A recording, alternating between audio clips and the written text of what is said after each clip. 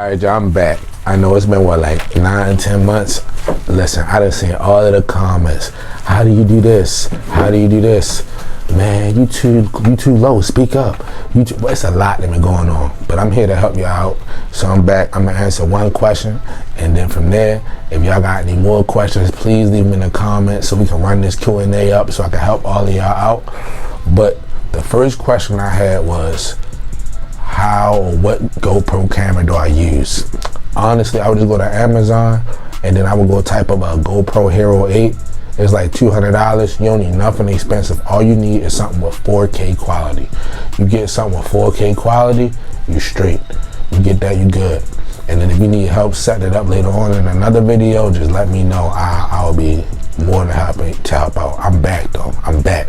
I know I'm in this little room. I'm in college dorm and everything, but I'm back. I got y'all. So let's get it. All right, peace.